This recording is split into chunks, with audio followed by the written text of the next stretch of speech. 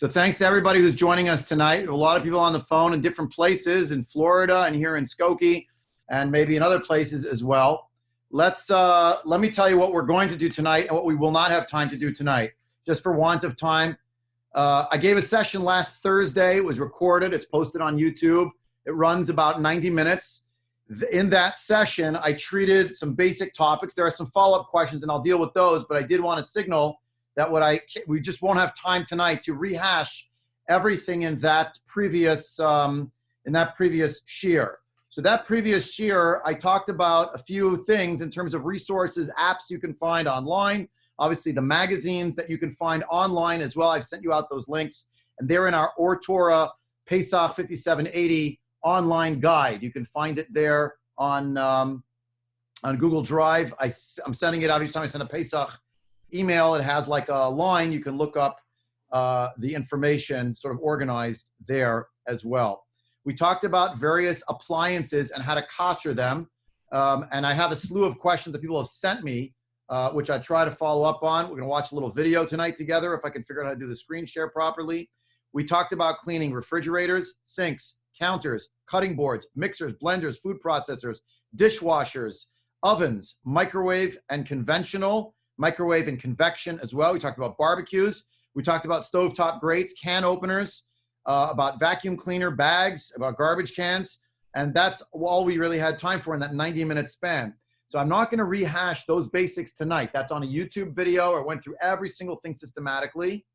But I want to answer some of the questions that have come in and also to talk about some things that are going to be a little bit different this year regarding Pesach. While I'm speaking, if you do have a question, obviously, you can post that question. There's a way to just sort of write me a note under the word. There's a word chat on the bottom of your screen if you're using Zoom. And you can basically type in those items. Let me go through some of the things I'm going to talk about tonight.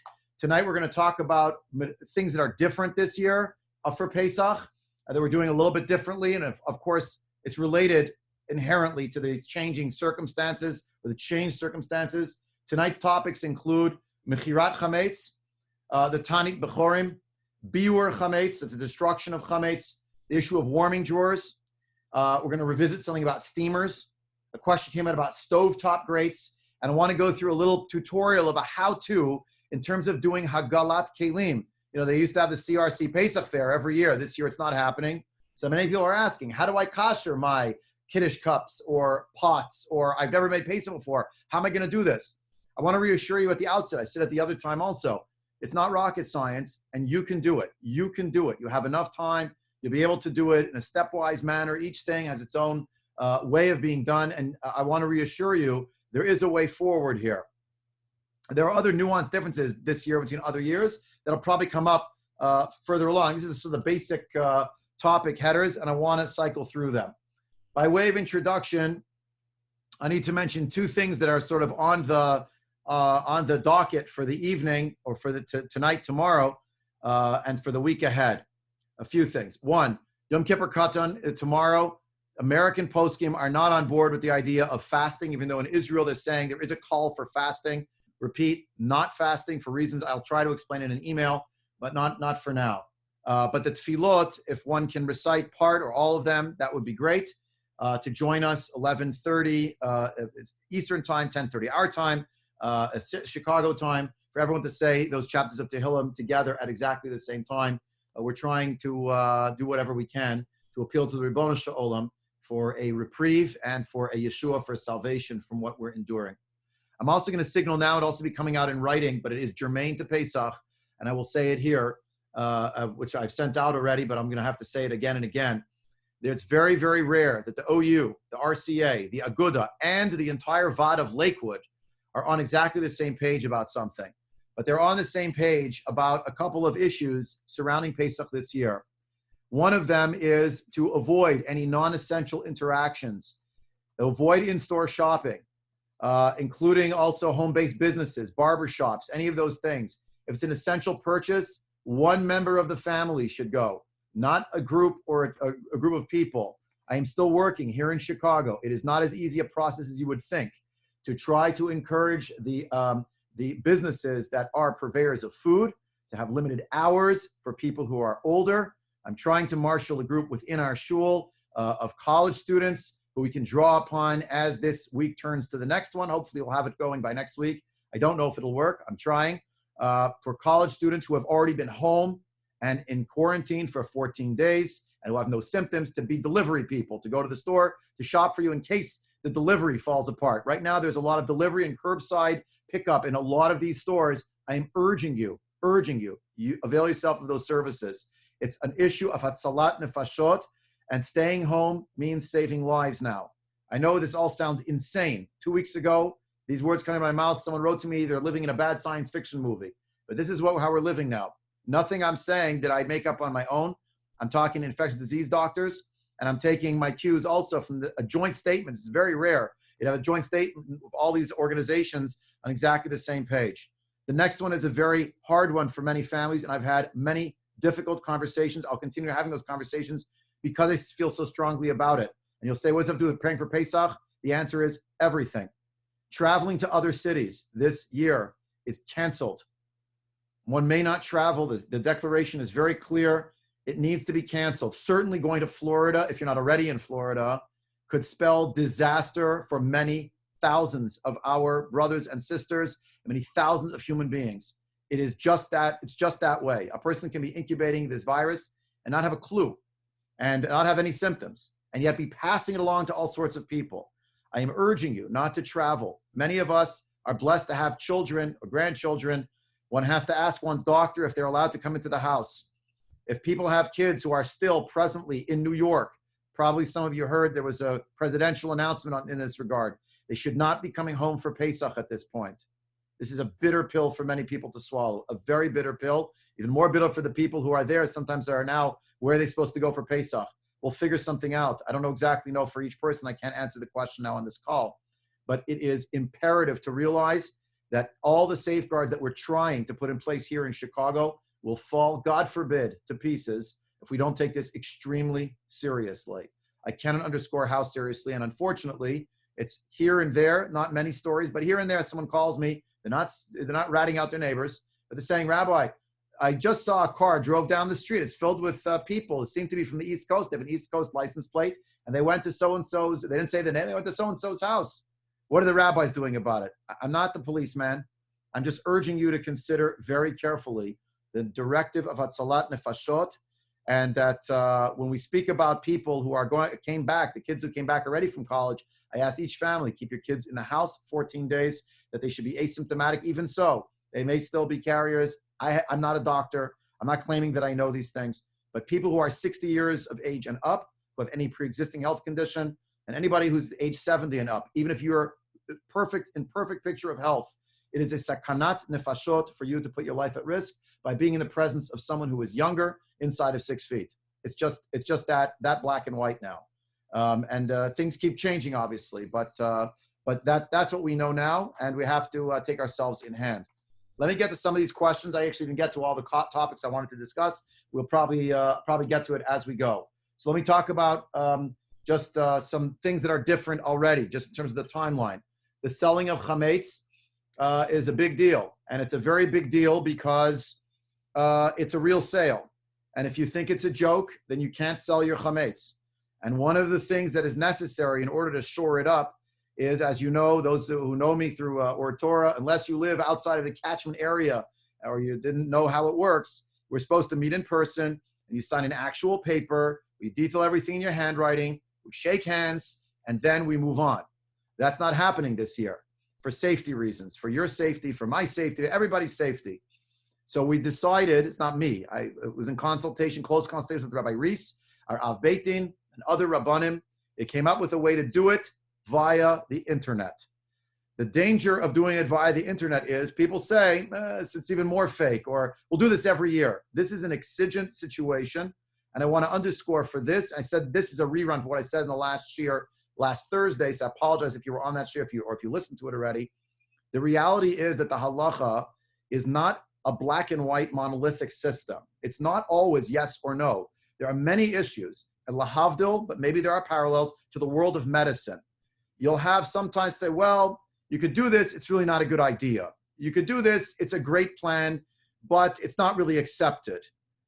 You have doctors who are more responsible stewards of medicine, and those who gain a reputation of notoriety because they cut corners whenever they can, and yeah, it's fine and it's good, and they play fast and loose with the system.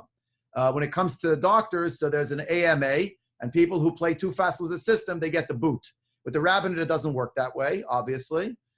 Maybe not so obviously. It doesn't work that way. So we have a lot of people, particularly now with the age that we live in, the plethora of opportunity for information. There's a lot of information going around.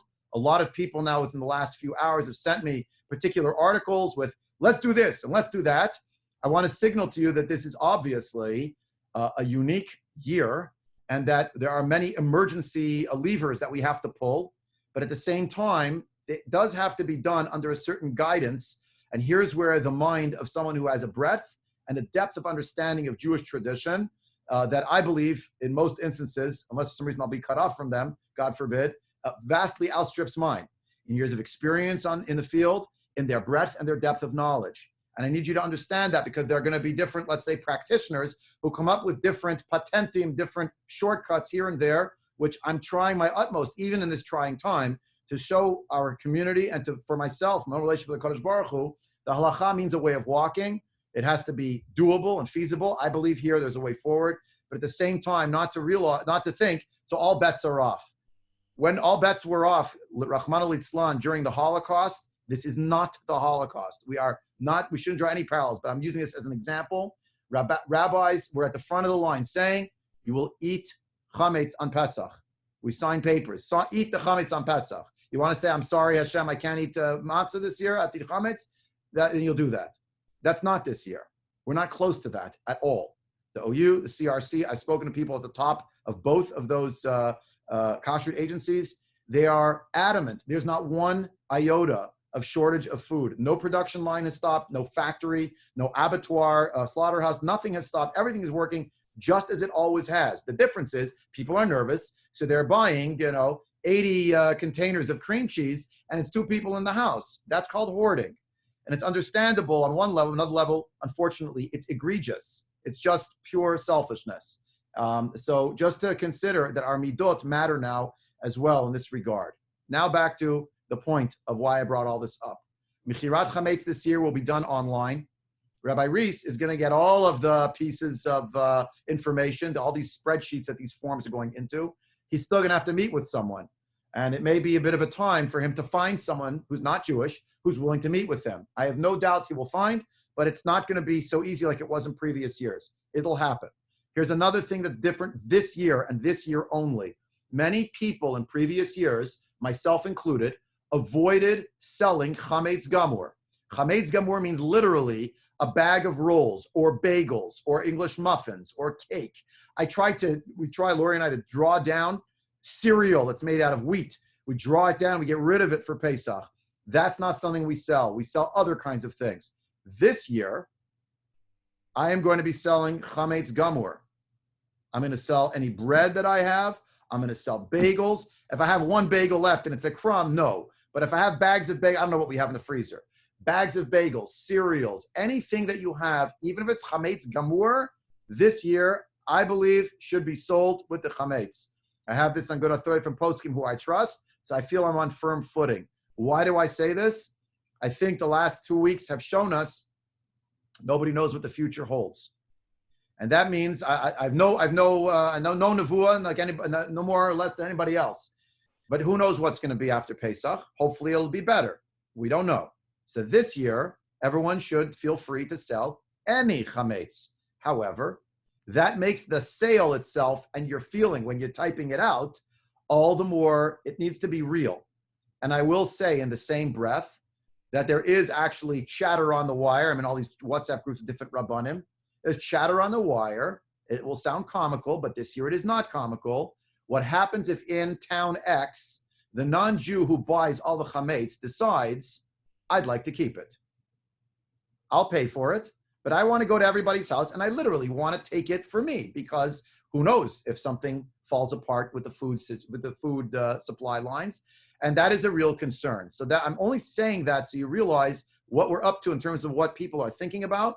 But also that should redouble our sense that if we sell this, it's actually a sale. and I would say more so this year than other years, there's actually a possibility that the non-Jewish person will show up at your house, even if it's in Florida, and say, I'd like your chametz, please. More so than other years. And the halacha actually is, you must give it to them. And if you don't, then you're stealing from them, basically. That's their food, which means you have to give them access to your home, etc. And which, of course, is very complicated given the realities of what we're up to. Chametz should be stored outside of an area that you're going to go to, obviously. Separate room that's closed off. A cabinet that's sealed with a piece of, could be blue tape, masking tape, even a little ribbon, something to signify it's off limits to me in this area. A lot of people, if you have a garage, they'll put it in a garage because if they also needed the non-Jew to have access, they don't have to traipse through their whole house, etc., etc. So that's Mechirat Chametz. Tanit Bechorim. Tanit Bechorim this year will take place for Congregation or Torah online. There's a big discussion about the fast of the Bechorim. It is unlike the 9 days. The 9 days itself is actually already mentioned in the Gemara. The fast of the Bechorim is not of the same stature. So without belaboring the point, anyone who is a Bechor, who needs a siyum on the day of Erev Pesach, should just come to the online Zoom meeting. There may be more than one. We're going to try to get a few of them staggered in different places so that if you miss one, you could sign on to another one of them. Tanit Bechorim. Again, for this year, normally we say to people, unless you're like on a business trip and you're stuck, you really do have to show up to be part of the siyum, and there's food served. This year, there's no food served, and that's what we're going to be doing, and have the actual Psak Halacha on it from Rav Hershel Schachter on that. I've been on calls with many different people, different poskim, who sat on these conference calls where you can interact, ask questions, and the like. Burning of the chametz. Not one person should make their own fire in their home, not in their driveway, not in their backyard. If you happen to own a barbecue and you have literally 10 little fragments of chametz, which is really all you need to burn, those 10 little pieces from the search, or even one, not a loaf of bread, a little bit should be left, tiny pieces. If you own a barbecue, technically, you could just burn it in your own barbecue, like you'd make a barbecue in your house. You have to burn it before the right time, but you light it on fire. That's it. And you say the kol chamira, it'll burn to ashes, and you can't use your barbecue grill, as we discussed the last time, on Pesach, unless it was kosher, in which case burning bread is somewhat nonsensical. For people who don't have or don't want to do any burning this year, again, this year, the other option is to crumble up the bread and flush it down the toilet. Don't obviously clog your toilet. We're not talking about loaves. There should be this year, no loaves. Your lulav that you saved, for those who saved from the previous year's Sukkot, it's a beautiful minhag. It has nothing to do with the halacha of biur chametz. So no one should feel I have to burn my lulav or I didn't fulfill the mitzvah of biur chametz. It's actually just a nice thing. Instead of throwing the lulav in the garbage, a lot of people have a tradition, they keep it and they throw it in the fire. So they're using it for another mitzvah, which is the mitzvah of biur chametz. But for this year, and by the way, for a forthcoming year also, when Erev Pesach will fall on Shabbat, I think it's actually next year, 2021. So then you can crumple it also. You crumple it up and you put it in the toilet. You might have to flush 4 or 5 times. The kol chamira doesn't have Hashem's name. It's still somewhat of a decoration. Don't say it in the bathroom. Walk out of the bathroom, you say it outside. But that's all you have to do in terms of biur chametz. We are still toying with the idea. I'm talking with different rabbis, Rabbi Hart, Rabbi Gelman. We've done it many years in a row with Skokie Valley. We're trying to see, is there a way with the parking lot? I'm not really sure it's all that practical. We thought a line of cars, everyone would get out, you put it in, but then there's cars with the fire and the fireman, and then people are going to stand around. It may not be worth the effort. And so I'm telling everyone now, practically, that's what one ought to do. Let's talk about a few of the questions that came up before I get to the issue of how to actually kosher things in your own home. And again, it is not rocket science. I don't want people to get too nervous about it. So first, of some of the products that people had asked about or parts of the kitchen, I neglected to mention the last year, warming drawers. A warming drawer may be koshered for Pesach. The CRC maintains that it can be koshered. You have to make sure it's totally clean inside, the floor, the walls, and the roof. That's the hard part because stuff, goes to the top. So you have to sort of reach in. If it's under a counter, if it's higher up, it's easier to clean the top part of it. Clean it out well. Leave it for 24 hours, and then you take one of those chafing dishes. You can buy it at a hardware store. The chafing dishes, there are different kinds of chafing dishes, and each year you should try to find one that is without diethylene glycol. And if you want to know what my source is, I'm literally reading it out of the CRC guide, which probably most people can't get now on paper, but you can get, I've sent it to you just a couple of days ago as a link. It's on page 24. So you can read it right there. You should get a little chafing dish, a sterno, as sometimes called. You put it inside, you light it, and you close the warming drawer, but you leave it ajar about an inch, 2 inches. Some people stick like an oven mitt on the side, obviously not on top, it shouldn't fall in, but on the side, or you wedge something on the side so the door won't close. Obviously needs ventilation to be able to burn. Let it just go. And as soon as it burns all the way down to an hour and a half, 2 hours, the warming drawer is koshered. Why is it so easy? Because a warming drawer is not an oven. And a warming drawer is strictly for that purpose, to warm, not for cooking. We talked already about ovens. I don't want to rehash that again. We talked about stovetops. I'll come back to one aspect of that in a minute. Let me speak again about steamers because the question was asked, and then I found out new information, which is the following. It's moot. This is an academic discussion for this year for sure. Generally, and I was personally in the CRC sitting with the rabbis of the CRC in the lab, if you will, with these steamers you can buy on the market, trying them out. Not one of them kept things hot enough. Not one. The steam was already not hot enough by the time it hit the counter. We tried even half an inch to the counter. Maybe if you pour water and then you put the steamer on it, it's a whole rigmarole. You have to do it so slowly on every inch of your counter. It'll take you less time to just cover it with something. There is, however, apparently a service in Chicago where there's a person by the name of, I think, Zagapolsky, something to that effect, who will come to your house with a particular kind of steamer. I was not aware of this steamer that is actually a jet stream of boiling hot water. So it spritzes out, it sprays out water that's more than 100 degrees, and it's a steady stream of the water. It's not actually a steamer. It's really more it's like pouring from a kettle that you took off the fire, or a pot that you're pouring from, and you're just doing it in such a way that you are doing it on every inch with that steam, with that spray gun, basically. This year, based on what I said before, in case this wasn't obvious, that is a moot discussion. No one should risk inviting a person to their home who is going to do helping them with the cleaning now. It's not worth it. You'll do the best cleaning you can, but not to put Chalila v'chas, your life at risk.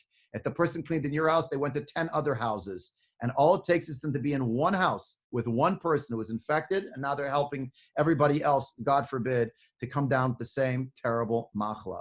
It is simply not worth it. And I'm underscoring this again and again because I'm getting a lot of questions saying, well, what if I stay outside the house and they'll come in?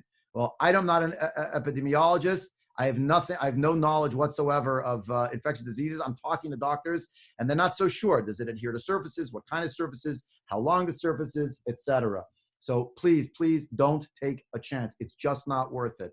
Hashem will forgive you. Do the best cleaning you can, and we'll move on. I'm not saying not to clean, and that's the problem. There's some people announcing, you don't have to clean your house this year. Forget it. It's all a joke.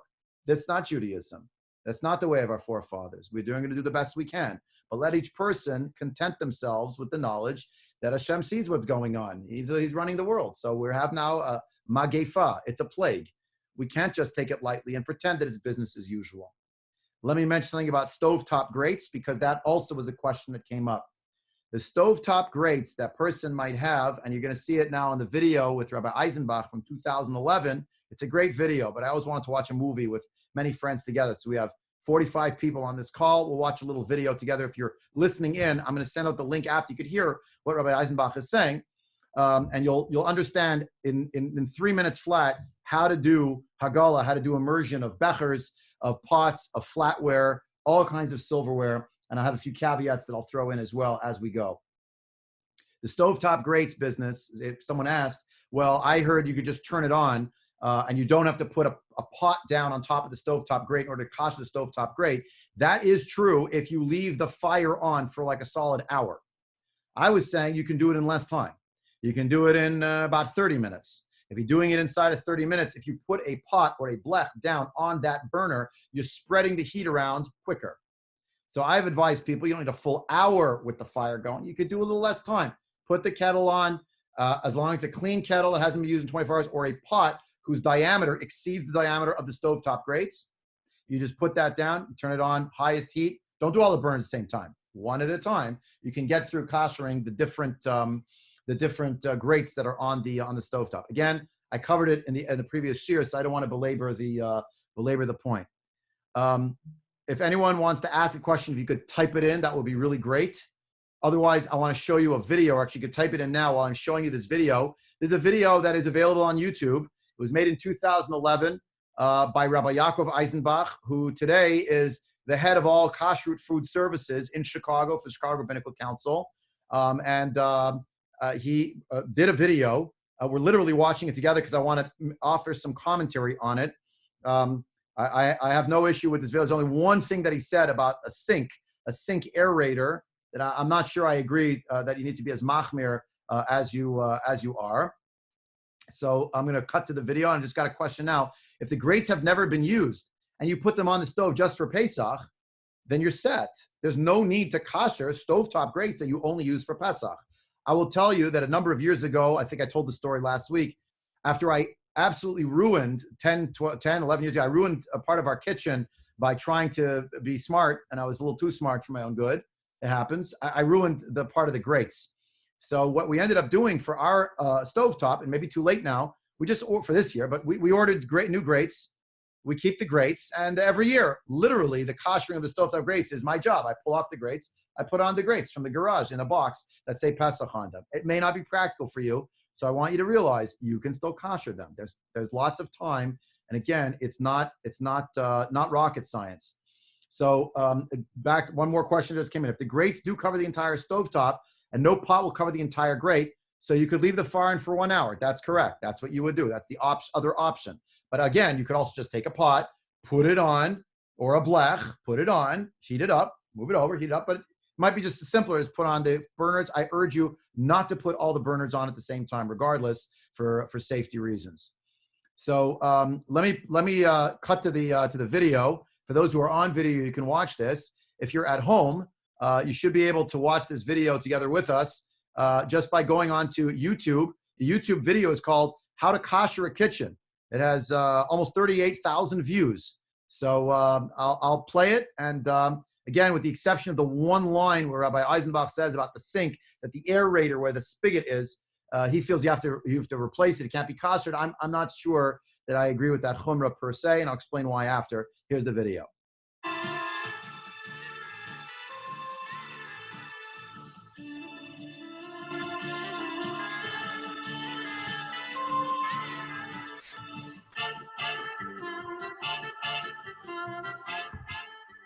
My name is Rabbi Yaakov Eisenbach. I work with the Chicago Rabbinical Council. Today, we will show how to kosher a kitchen for Pesach. There are many things that are able to be kosher.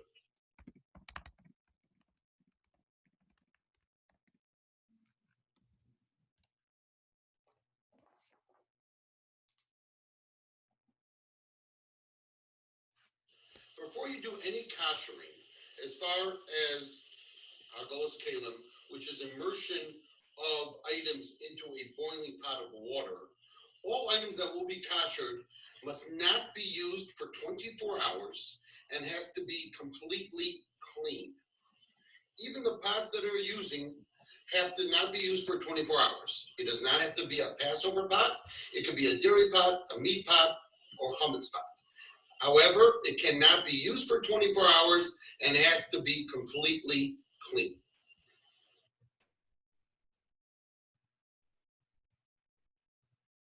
Remember, safety is first. Make sure there are no little children around and that you have no jewelry and no watches. Even if it's waterproof, take it off. Second, have gloves ready to be able to use for the immersion. Once the pot has reached a boiling point where it is boiling, you take each piece of silverware, prior to usage, check again that it's clean, there is no dirt or food particles in any of the crevices, and simply you go ahead, the pot is boiling, and you place it in there. One by one, you take it, you check it, and you immerse it in there. And this will continue. As long as the pot is still boiling, as you see here, it's a rolling boil, you can continue doing it. Once it stops to boil, please wait until it boils again, to continue doing it. The same thing with a becher. If you take silver bechers, here's one for an example, check it that it's clean, take it, and you can let it sit right in. As you can see, the silverware and bechers are in the pot and it's still at a rolling boil.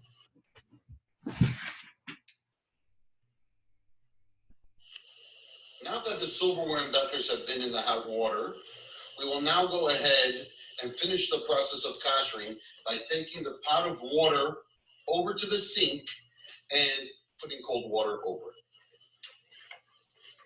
it. First, turn on the water. Let's take these always first. And then you place the pot of water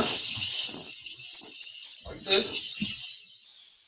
Go out the water, leaving the vessel still inside the pot. This is good also if you have a cold to relieve all sinuses. Once the water is out, you will go ahead and let it cool off with cold water.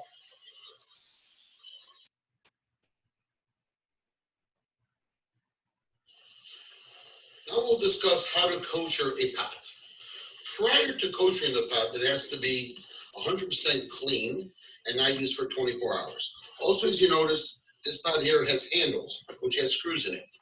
A piece of advice is to unscrew the handles off, clean it very well so you make sure you get every corner against the walls of the pot and then put them back in. As you see, we have a pot with a cover on it. The best scenario is to have a big stock pot where you could just immerse the cover and the pot into that pot like we did with the silverware. However, if you don't have a pot, the way to go ahead and kosher it is like this. Take the cover and immerse it into the boiling water and put it around like this, like a wheel, and you go around and around and around, making sure that every piece has been immersed in the water, including the top of the cover. Once you finish this procedure, you take it and you put it in the cold water. Now we will kosher the actual pot. We will go ahead and have a pot on the side, a smaller pot that has boiling water in it already. Take it and immerse it into the boiling bigger pot in order that the water should overflow and hit all the sides of the outside. Be aggressive when you do this to make sure that all sides get touched by the hot water. And a piece of advice, have a towel waiting on the bottom so it'll soak up some of the water. As you see, all the sides was taken care of.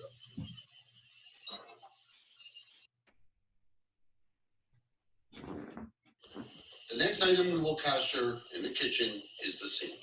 The most common sink that is out there is the stainless steel sink, which can be koshered.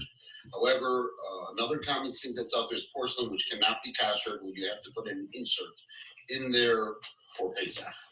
The way of koshering the stainless steel sink is the sink cannot be used for 24 hours. Again, it must be perfectly clean. Once that process is done, you have a boiling pot of hot water ready to go.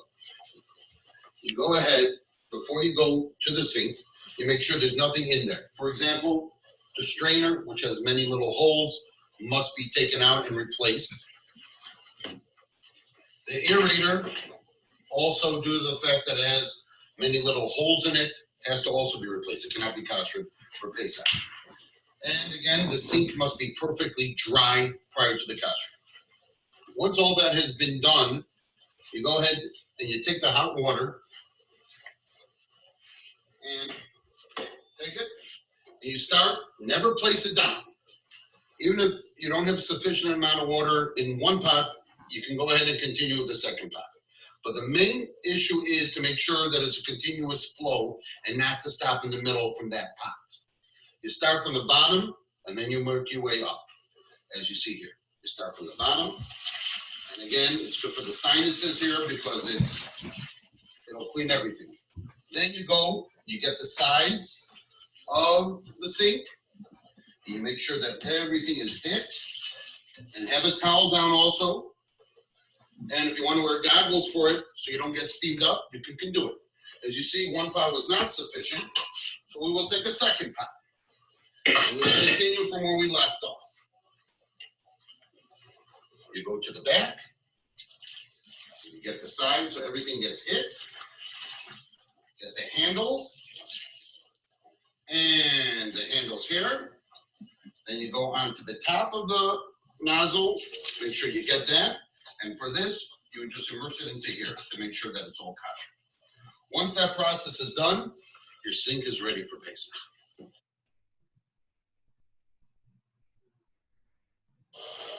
The next item we will kosher in the kitchen is the countertops. There are many different countertops out there. As you will see, there's a list of the countertops that can and cannot be kosher.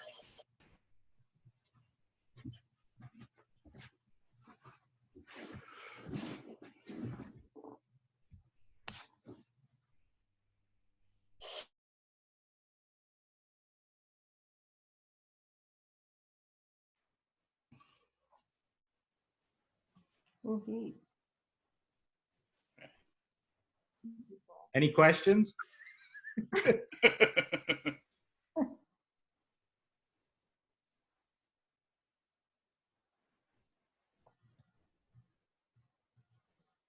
think we lost the rabbi. I guess I'm the host. Just buy new pots. That's what I suggest. Hi, everybody still there? We're here. Sorry, I don't know what happened to the call, but we obviously lost some people. Let's let them get back on. I don't even know what part of the video it cut out. You got the basic gist of it, I hope. I'll send out the link. That's the countertops. You're up to countertops. Okay, so let me try again. I'm not sure. I think too many people in my house are using the internet at the same time since we're all under one roof. So my kids haven't gone to bed yet. This one and that one. I just read them the riot act. A lot of good it did. Let's give it another half minute. Got knocked off to come back on. I hope so far this video that I'm showing you was helpful in terms of being able to see actually up front, right in front of your eyes. He's showing you, here's how you kosher pots. Here's how you kosher a becher. Here's how you stick the pot in the other pot to make it flow over to kosher the koshering pot. So to review, you need a pot. The largest pot you have is best to use as the koshering pot for other items. That pot needs to be clean and unused for 24 hours. It's brought to a rolling boil, and then you start putting items in. But the reason why you can't just dump in a whole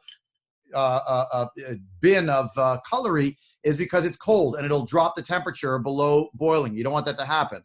So you keep the water boiling as you're putting in each item. Sometimes there's an item that if you leave it in there for too long, you're getting nervous that it's going to melt or something. So it's nice people use a pair of tongs and they'll immerse things. They'll dip them in and take them out.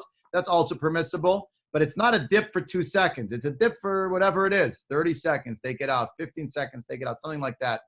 The reason why people don't want to do koshering in their house, as Rabbi Eisenbach mentioned in his inimitable way, is because it is extremely messy and people don't want to be bothered with the mess. So they just take all their things and they go one time to the CRC Pesach fair, and they get it done. There's another reason. Not all objects can be koshered. Sometimes, he mentioned at the beginning of the video, sometimes objects are inherently unkosherable. For Ashkenazim, that includes glass. For everyone, that includes earthenware objects. It also includes other kinds of derivatives of either earthenware or glassware as such. Now, I will point out that there is another layer to this, a complicating layer. And that layer is the reality of the object itself in terms of how it's constructed.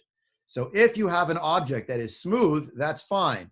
Once we talk about objects with cracks and crevices, you're not going to have that in a stainless steel pot, but you might have that. Very often you have that on a knife. A knife is fused from two pieces, a handle and a blade. So oftentimes the rabbis at the CRC Pesach fair will inspect exactly that.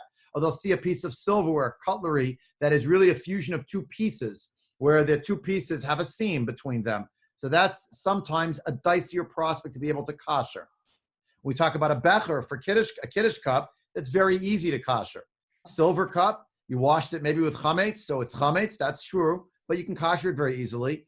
A one-piece silverware, always kosherable. Stainless steel pots, kosherable. sometimes there are rivets and different parts on larger pots that one has to make sure are tooled, that they don't have any stains or residue, or not stains, rather residue that's raised within them or around them. That has to be addressed by the, but usually that's the Pesach, like a rabbi's looking at that. That's what they're doing at the CRC fair, saying, oh, this item, I don't think you can really kosher this. It really is a judgment call, but it's based on an awareness and a certain experience that they have over time, that they learned from their rebbeim, how to view different objects that may be made out of different parts or have cracks in them such that it makes them challenging to kosher. We can't really be together in person. I guess I'm willing to try if people want to send me pictures or get me on a FaceTime and show me objects. I'm happy to do that. But this gives you a rudimentary approach. It's not rocket science to do. When you finish with the boiling, the objects might still be sitting in there. Rabbi Eisenbach showed you go over to the sink, pour out the boiling water, put in cold water to rinse it, and that's all you need to do. And to reiterate, the pot that you use does not have to be a kosher Pesach pot. Many families have a designated pot. They call it the koshering pot, but it's not a must. And you may not have a koshering pot. So it's a pot, milchiks, fleishiks, doesn't have dairy, meat, for Pesach, not for Pesach. As long as it hasn't been used in 24 hours, you can use it as the koshering pot. So that's as far as Hagalat Kalim. Let me pause for a minute to see if anyone else wants to ask questions. Someone very handily asked, Rabbi, question mark. Guess that's when we got knocked off. So we're back. So I hope that it's all that. Most people came back. I see here 40 participants, so that's good. But let me just check. All right. So hopefully whoever wanted to get back on got back on. All right. So the question came up. Two questions came in. So let me address. Oh, three questions about this. Okay, in order. The stone in the pot. That stone in the pot that people use when they say you should take a stone, you heat it up, you put it in the pot. That's good for two things. Number one, that's good if you've heated up a stone and you put it in. It's going to keep the water hot for a longer period of time, because it's a solid object, so it retains the heat. So it'll diminish the possibility that as you're throwing things in, it's going to diminish the heat as quickly. That's one reason. So people take a rock and they they bake the rock, they pull it out with tongs, they drop it in. The other reason to do it is to create that phenomenon of the boiling over of the pot, of the pot itself. So what Rabbi Eisenbach was showing you is actually a much better method, a much safer method. This is one of the reasons people don't like to do koshering in their kitchen. It can be dangerous. You have hot water splashing. It's not good. So what he showed is this other idea where you take a smaller pot, saucepan, whatever it is, you boil water in that. Doesn't matter as long as it hasn't been 24 hours. Doesn't matter if it's milchiks or flakes. It does not matter. You're picking it up, and when you immerse it in evenly, straight, flat down, what you're doing is you're causing the water to go over all the sides at the same time. That doesn't have to happen for 10 minutes. That's a one-time thing. You're recreating the scenario of what would have happened if you made soup in that pot and it boiled over. It makes a big mess, a huge mess. So that you have to take into account as well. Now, I didn't see it in the CRC book. I'm sure it's there. You saw Rabbi Eisenbach mention about the aerator. I don't know, unless someone took the hose and they plunged it actually into their pot with the pasta or something while it was still boiling, which I don't think most people did. To my mind, the most you would have to do is when you're doing that iruim mikli rishon, when you're pouring, let's see if a stainless steel sink or even a porcelain sink, but you have probably a stainless steel spigot. You're going to get that kettle, just splash it as much as you can. Try to splash a little bit up onto the aerator. I don't think there's much else that needs to be done. Particles of chametz themselves are not actually getting up there, in my estimation. And if you put it on the hottest water and it's flowing out constantly, I don't see it really having chametz within it. Maybe I just don't understand what Rabbi Eisenbach said there in that video in 2011, but I've personally never koshered the aerator on the inside of the sink. If that's your minhag, by all means, there's always room to be machmir. I don't look for chumah. Hold on, wait. Let me finish. Let me finish what I was saying about this, and then we'll continue. So, in a related story, the question is, what about if you use this pull-out hose? So the hose, again, unless you at one time somehow got the hose immersed in something with chametz, or if chametz splashed on it, if the chametz splashed on it. So the answer is you're pouring the water, the hot water on it. If the hose is not metal, not with the metal rings on the outside of it as a hose, but it's just a piece of piping. So rubber could be koshered, plastic could be koshered. Not everyone agrees, but the CRC maintains dafka plastic can be koshered. I don't see any reason why the hose is not permissible per se. Next question: if you use tongs, do you have to be kosher Pesach tongs? No, but the simplest thing to do if you're using tongs, thank you for pointing that out, is just take the tongs before you start. When the water's boiling, dip the tongs in, pull the tongs out. Now they're kosher Pesach. Then you pick up the objects and you put them in. The tongs are touching something that's not yet kosher Pesach. That doesn't matter because that object, when it goes in, is being koshered, as are the tongs each time you put them in. Now, the issue with the cold water, someone asked, why do you have to use cold water? Why don't you just let it cool in the pot? The answer is the following. The principle that we're using here, which I explained in the first session, but just briefly, is what's called in halacha kibolo kach polto. As it is absorbed, that's how it will be emitted. So the water itself, when you're boiling the water, as long as water is boiling, it is causing whatever, from a halachic vantage point. I'm not talking about science, I'm halachically speaking. Science, it's not my realm. People could argue with me to the end of the earth. I'm not a chemist. I don't know. But I can tell you the halachic reality. And that is that while there's boiling water, you drop that fork in, let's say, whatever taste, so to speak, is submerged or absorbed, rather, within the fork is coming out. Now, if the water cools, as the water cools, the taste, so to speak, whatever's in the water, is going back into that object that you're toiveling. So what we do to forestall this is, while the water is still basically boiling, pull it off the fire, be very careful, bring it over to the sink, pour out the water, and pour cold water on it immediately to rinse it off. It's a minig of the Ramah to rinse all of the things that we kosher in cold water. I hope that answered that question, but if it didn't, you can text me again now privately. Next. Now, do you need to, can you take it out with tongs? The follow-up, yes, you could take the objects out with tongs. You could pull out, let's say a person is doing, let's use an example, Kiddush cups. You drop the Kiddush cup in, you don't want to drop it in, you use the tongs, you drop it in, pick it up, and right away, with the tongs, bring the cup over to running cold water and wash it under the cold water. Done. And then you have your hot water is still, you're still boiling. Now, if you have a kosher Pesach pot that you used for the koshering purposes and you finished with it, it is advisable to kosher that pot. Why? Because we want to make sure that it's going over the same way as it would have otherwise. If you have a designated pot, koshering pot, that you just use, and you're not going to use it on Pesach anyway, because you can't really kosher kalim on Pesach. Can't do hagalat kalim on Pesach itself. So put it away. It doesn't have to be koshered per se. Someone mentioned it's a good idea to wear goggles. So someone just handily pointed out when you're koshering, if you have goggles, I guess.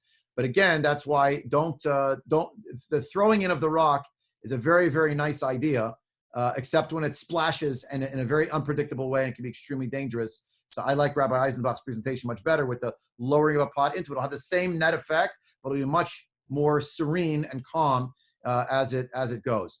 More questions about Hagalat Kalim tonight. Anything else you wanted to ask? I'll move on to the next topic. Okay, let me move on to the next topic. If other people are typing more questions, type away, and I'm happy to try to answer them.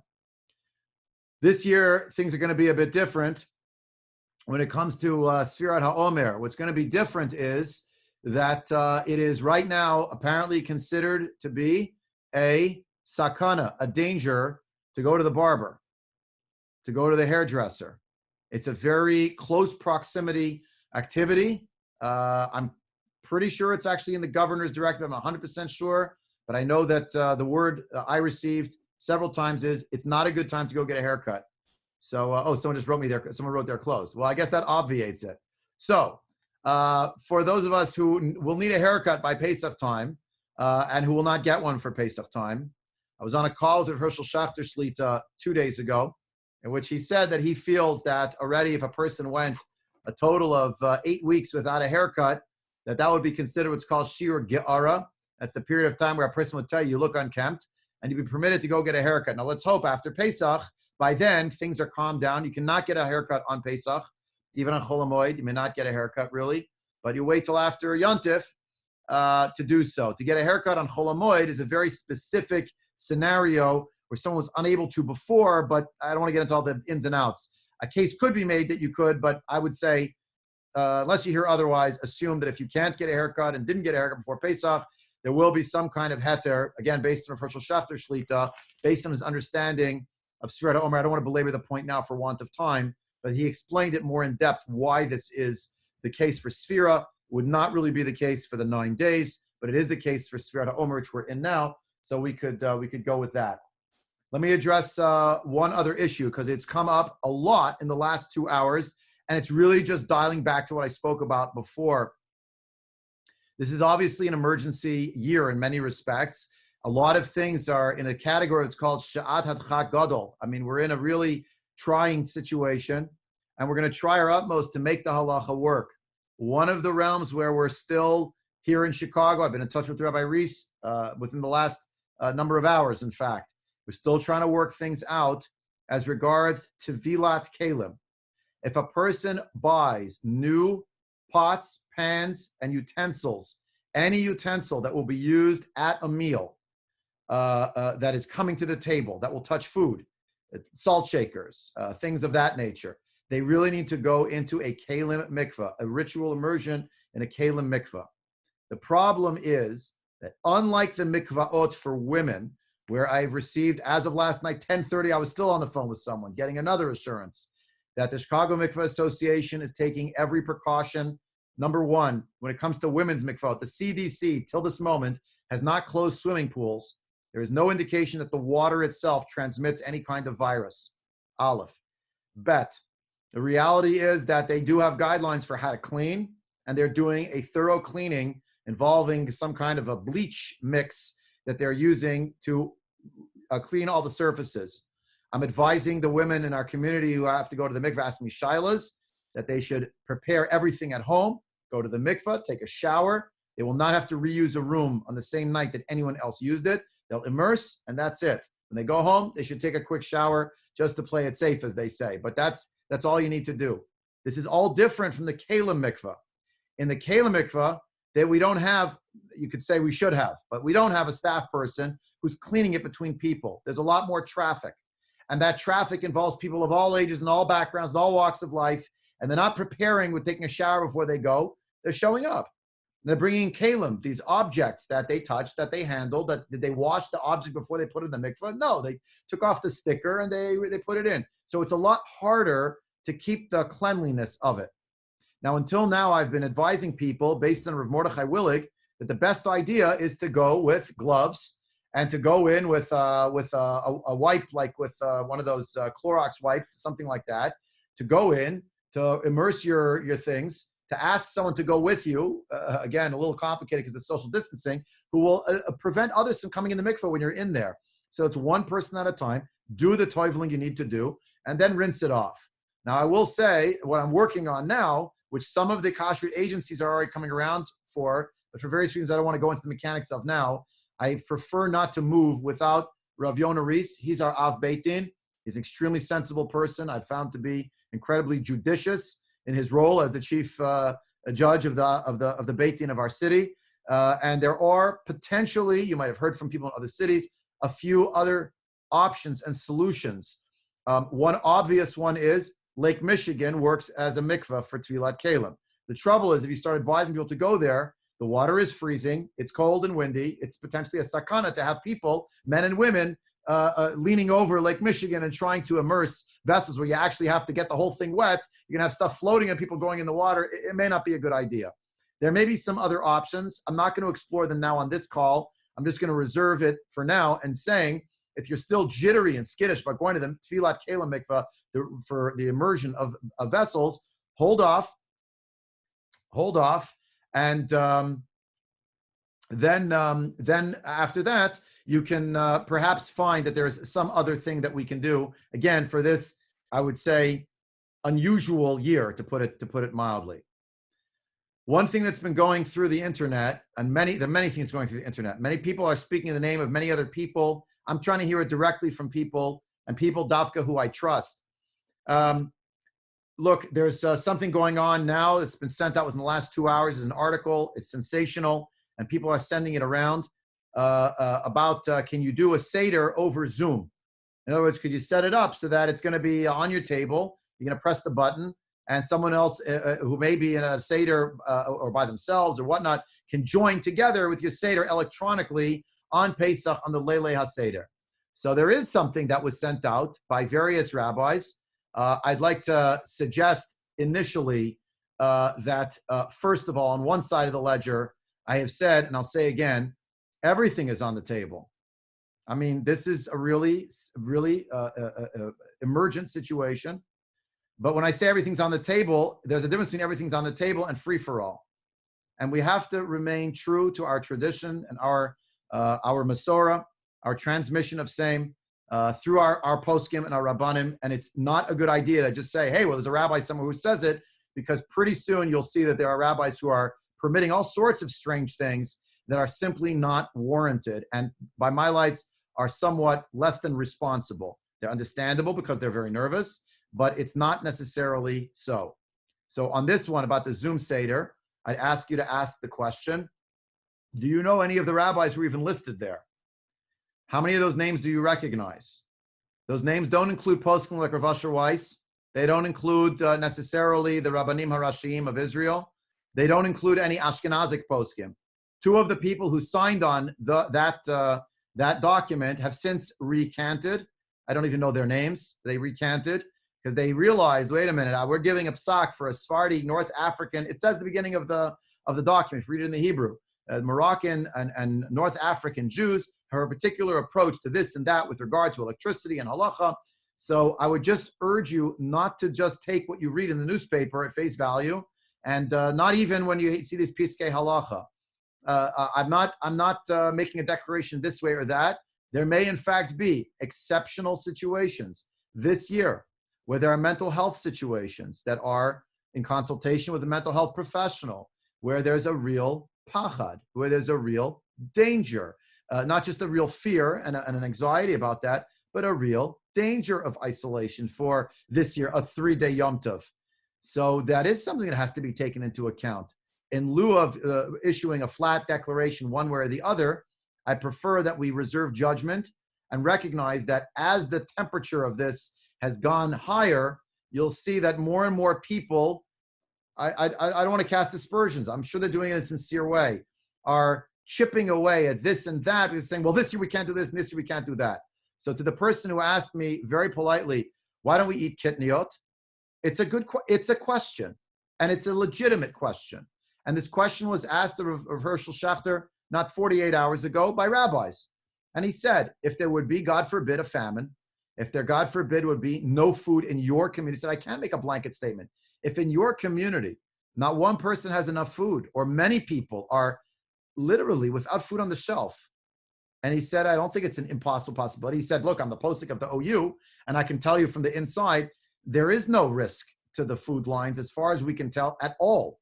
The only risk is that people are going to get into fights because they're fighting at the supermarket, which I wanted to chime in is a big problem that I'm trying to solve here. I have not found, I know what to do, but I haven't convinced the people who need to be convinced to figure something out to make it safer, certainly for people over 60 to be able to go to a store.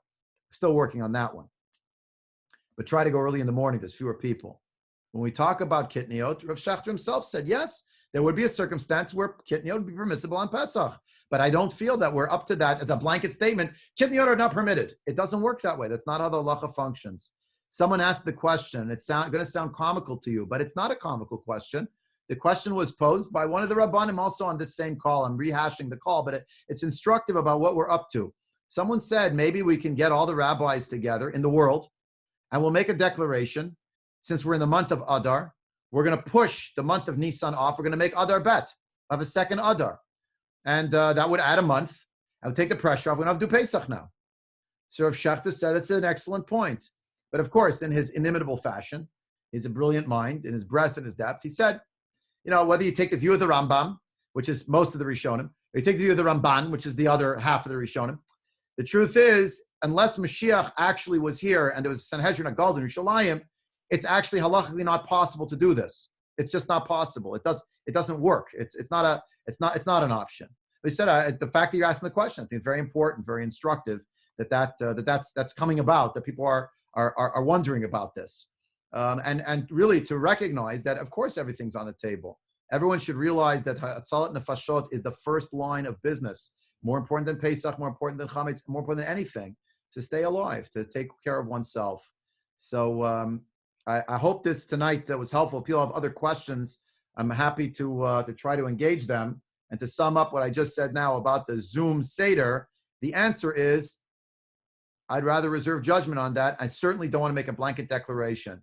But you're hearing other voices that are making claims, I don't want to mention names, that I just feel are already playing a little bit fast and loose, that somehow the fact that this happened, like all bets are off. And for those of us who want to be close, and especially now, to HaKadosh Baruch Hu, we relate to Hashem, is the accomplishment of mitzvahs. And there's great mitzvahs coming now.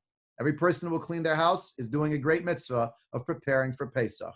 Consider that everything you clean is an avoda, is a service of Hashem.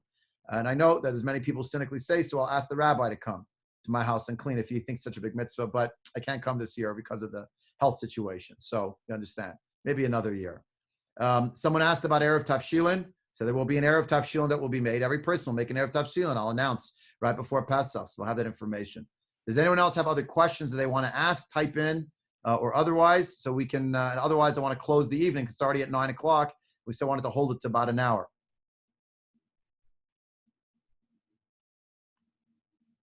Okay, so that concludes our questions and answers. Thursday morning, there'll be a Haggadah Shir, 9:30 in the morning for anyone who would like to join. Basic Divrei Torah and the Haggadah, just have something to say at the Seder. That runs about an hour and 15 minutes or so. Thursday night, there'll be a mock Seder. I'm going to try to do a Seder to walk you through. How do you set up the Seder plate? How do you go through the different phases? It may be a new experience for some people, but let's try together to learn how to do it, again, inside of an hour. And believe you me, you can do this. We can do this. Hashem didn't give us this challenge as something impossible for us to rise to. On the contrary, so many of us are blessed to have been at many, many Seders, even we never led them before. And if we have to lead it this year, so we'll lead it. And if God forbid, we can't have all the family members that we would like to have with us, so we should say, when we'll say in the Haggadah, that we should come back to it next year. We'll have the Seder again. Should have in mind that next year should be an even greater, even a more beautiful celebration than we remember in years past. We'll be reunited with family and friends and be able to go back to our Bate Knesiot, our Bate Midrashot, our places where we daven and our places where we learn. So I wish everyone a Chag Kasher V'Sameach. You should have Simcha as well, both in the preparation phase and also, of course, on Pesach itself. So we'll close out the evening now. Chag Kasher V'Sameach.